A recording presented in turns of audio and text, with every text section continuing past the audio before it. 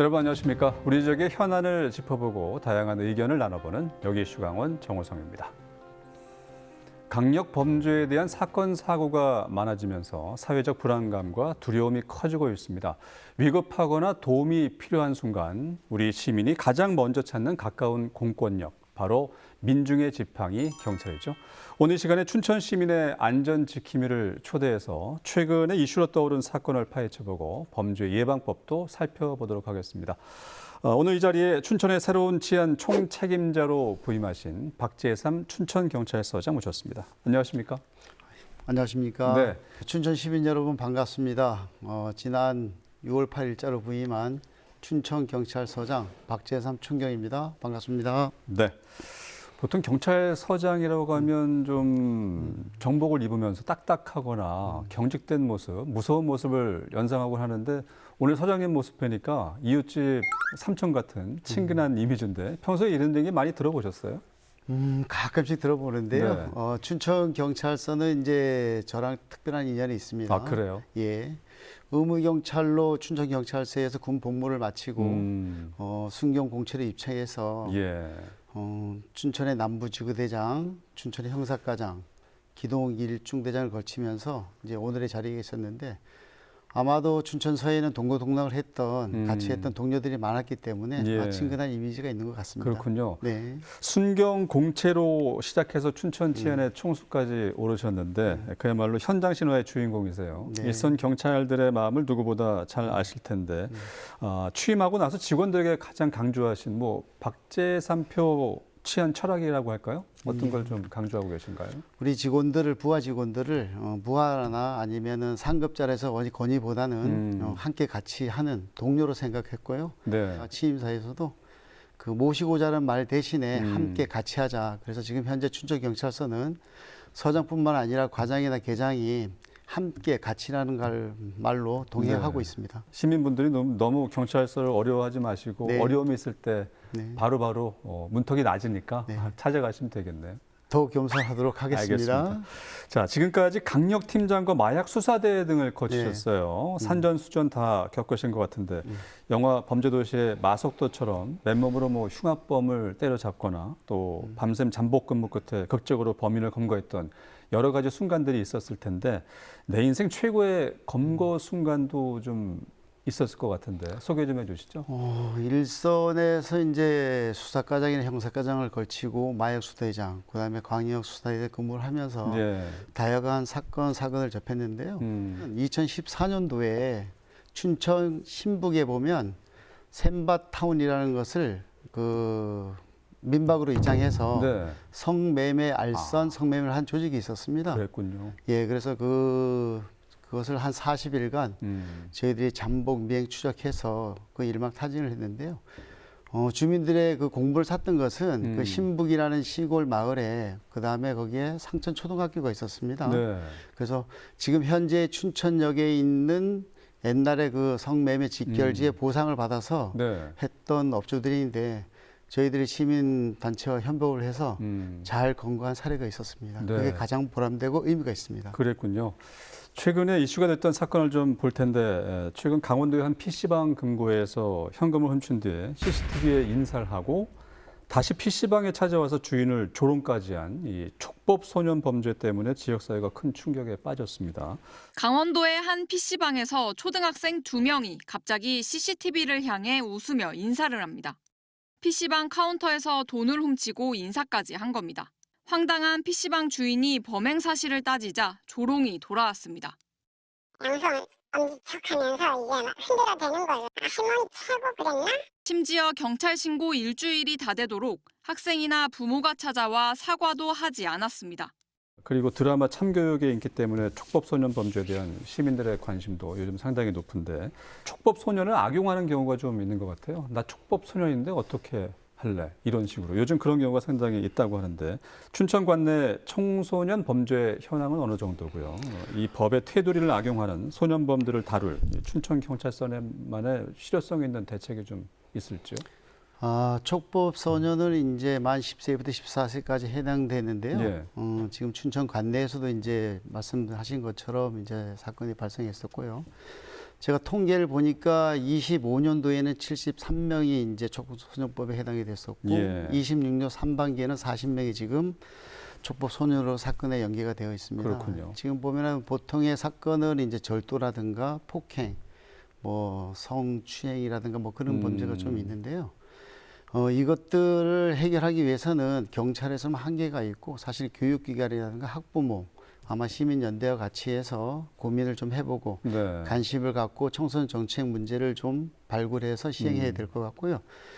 춘천경찰서는 특히 마약 범죄라든가 도박 범죄가 지금 청소년 사이에 지금 성행하고 있는데, 예. 이것을 해결하기 위해서 춘천 신촌 학교가 있습니다. 네. 거기에서 입소 절차라든가 이런 것을 협업을 해서 선도 프로그램을 진행하고 있습니다. 그렇군요. 네. 이 촉법소년 처벌 상한을 낮춰야 한다 이런 교화가 먼저다 이런 의견이 팽팽한데요.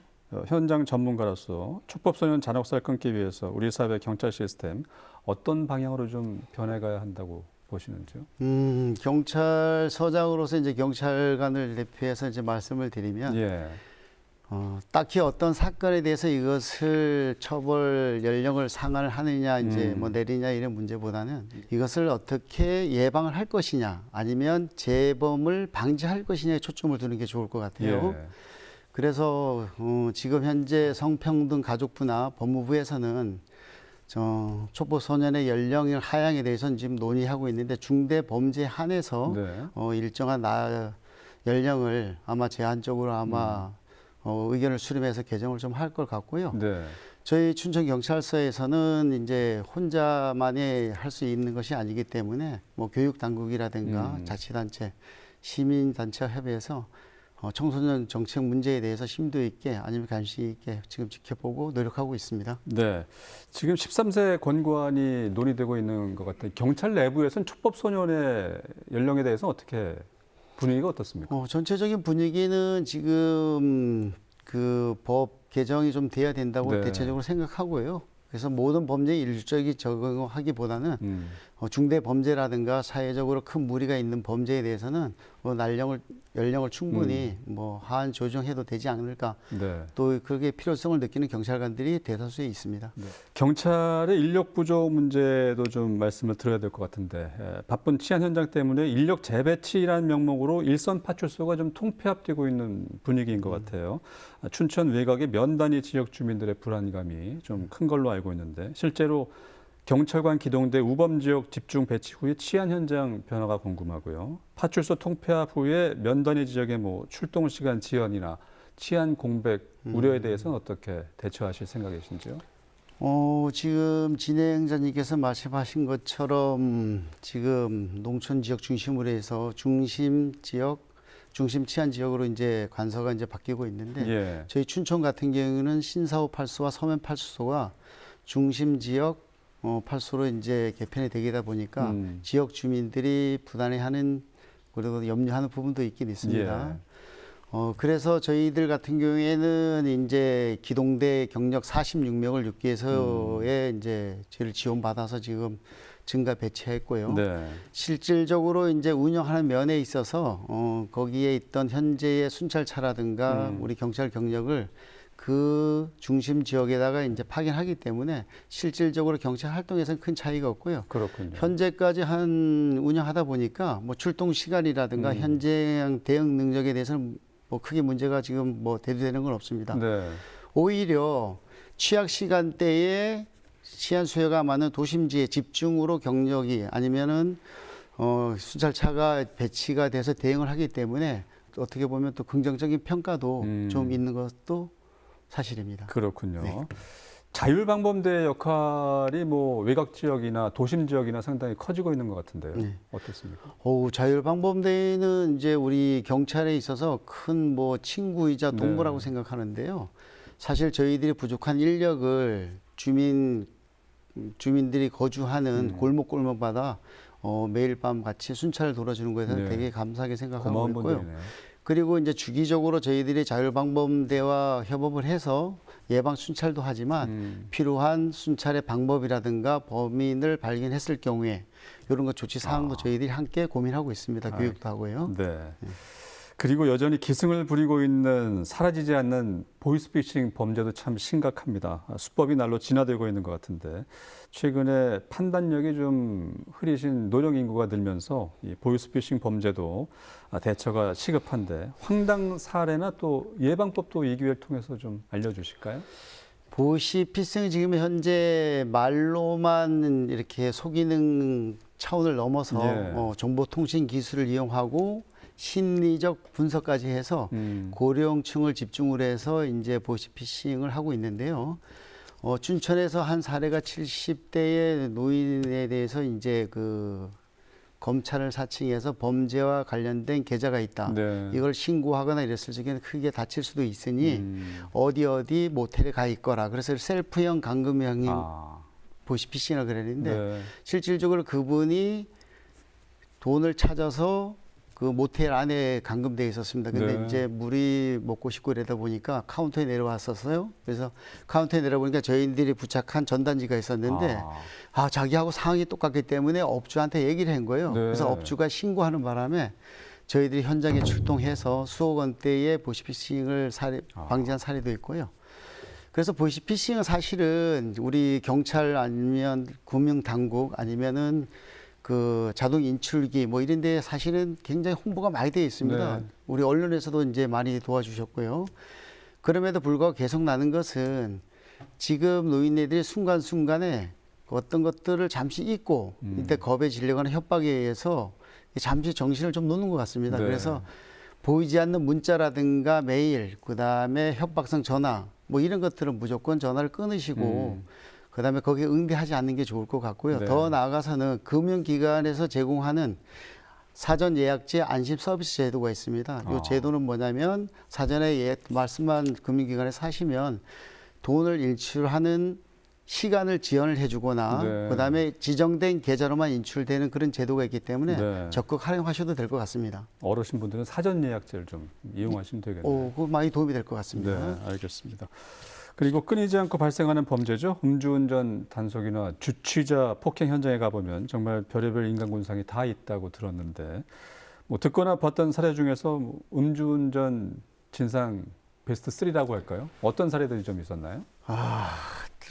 현장 한숨부터 쓰시네요. 예, 음주 현장 단속에서 별의별 사람이 다 있죠. 그렇겠죠. 그래서 보통 이제 만취가 돼서 운전을 하시는데 이것은 이제 첫째는 이제 범죄 의식이라고 생각을 못 하는 거고 이 음주운전을 해서 타인의 생명과 재산을 뺏겠다는 심각성을 인지하지 못하는 것도 네. 문제가 있어요. 그래서 현장 단속에서 보면은 이제 가장 뭐 많이 발생되는 그 유형을 보면은 읍소형. 한 번만 봐달라 읍소형. 생계형이다. 이거가 아니면 나는 먹고 살기 힘들다. 아니면 네. 집에 바로 앞이기 때문에 사고 없이 잘 왔으니까 종읍소형이 있고 그 다음에 허위로 이제 가짜로 이제 뿔대불기라고 감지기를 이제 분 신용만 하는 그런 것도 있고요. 그 다음에 뭐 세 번째 같은 경우에는 아예 뭐 배째라고 하는 형식이 잘 많고 그러면서 나는 음주 측정기보다는 이제 혈액 채취를 하겠다. 그러면서 병원으로 이제 이송을 요구하는 것들. 시간 끌기군요. 네, 그렇습니다. 그래서 그런 것들이 많은데 중요한 것은 음주 운전은 본인의 생명과 재산도 중요하지만 그 타인의 생명과 그렇죠. 재산을 위협하기 때문에 스스로 하지 않는 그 의식이 중요할 것 같습니다. 네. 이제 곧 여름 휴가철 앞두고 있고 경찰 인력도 정말 바쁜 네. 시간을 보내실 텐데 안전한 춘천을 바라는 시민들, 현장에서 고생하는 춘천경찰서 직원들에게 한 말씀 해주시죠. 늘 춘천경찰서 직원들한테 고맙죠. 네. 한 식구고 한 몸인 것 같고 그다음에 제가 안심하고 이제 그 경찰서장 역할을 할 수 있도록 우리 경찰관들이 다 고생을 해주시는데 이 자리를 빌어서 특히 여름철에 교통량도 증가하고 안전사고도 그렇고 재난도 많이 오는데도 불구하고 또 성실하게 임해주셔서 우리 경찰관들뿐만 아니라 가족들까지 네. 이 자리를 빌어서 감사하다는 인사를 드립니다. 알겠습니다. 갈수록 세상이 흉흉하다고 하지만 정말 시민들 가까이서 애써주시는 이런 분들이 있기 때문에 마음이 놓이는 것 같습니다. 앞으로도 잘 부탁드리겠습니다. 오늘 고맙습니다. 네, 고맙습니다. 네, 지금까지 박재삼 춘천경찰서장이었습니다.